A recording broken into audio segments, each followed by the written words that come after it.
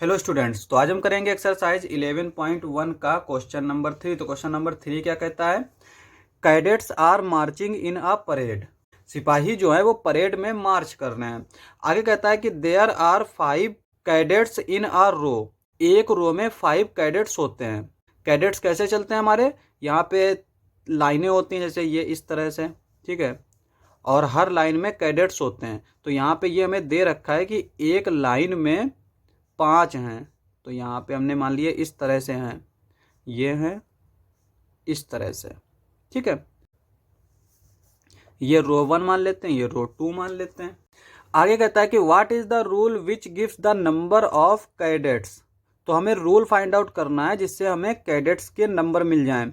Given the number of रोज, यानी कि अगर हम जैसे 2 रो की बात करें तो हमें तुरंत पता चल जाए कि 2 रो में कितने कैडेट्स होंगे।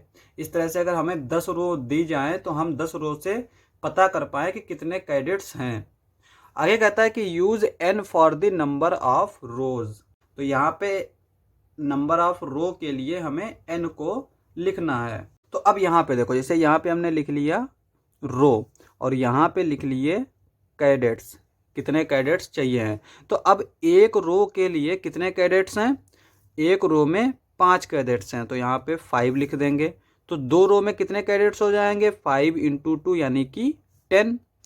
3 रो में कितने हो जाएंगे? 5 इंटू 3 यानी कि 15। इस तरह से अगर हम 10 रो देखें तो 5 इंटू 10 इज इक्वल्स टू 50 आ जाएगा। तो इसी तरह से अब हमें यहाँ पे रो के लिए क्या यूज करना है? n। तो यहाँ पे हम रूल बना सकते हैं कि n रो के लिए कितने कैडेट्स होंगे? 5 इंटू n, ये हो जाएगा 5n। तो अब यहाँ पे हम n की वैल्यू कोई भी पुट करें तो यहाँ पे ये क्या आएगा? 5n। 5n का मतलब ये नहीं है कि n जैसे हमने 1 पुट किया तो यहाँ पे 51 आ जाए। ये मल्टीप्लाई करना है, यहाँ पे ये कुछ मल्टीप्लाई वाला बना नहीं है, लेकिन इसका मतलब मल्टीप्लिकेशन ही है, ठीक है। जैसे अगर हमें n अगर 100 दे रखा है, 100 रो में कितने लोग होंगे? 5 इंटू 100 यानी 500, ठीक है। तो ये तो हम समझ लिए। अब इसका सॉल्यूशन किस तरह से लिखना है? तो सबसे पहले तो यहाँ पे हमें दे रखा है कि नंबर ऑफ रोज कितनी दे रखी है? n। आगे कहते हैं कि कैडेट्स इन ईच रो। एक रो में कैडेट्स कितने हैं? 5। तो यहाँ पे 5 लिख लेंगे। There for total number of cadets is equals to 5n।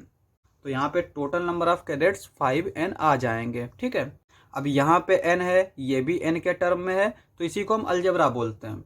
अब यहाँ पे हम n की वैल्यू कुछ भी पुट करेंगे, हमें उसके लिए नंबर ऑफ कैडेट्स मिल जाएंगे। तो ये हमारा सॉल्यूशन हो जाएगा। क्वेश्चन समाप्त। नेक्स्ट लेक्चर में करेंगे नेक्स्ट क्वेश्चंस। आज के लिए बस इतना ही।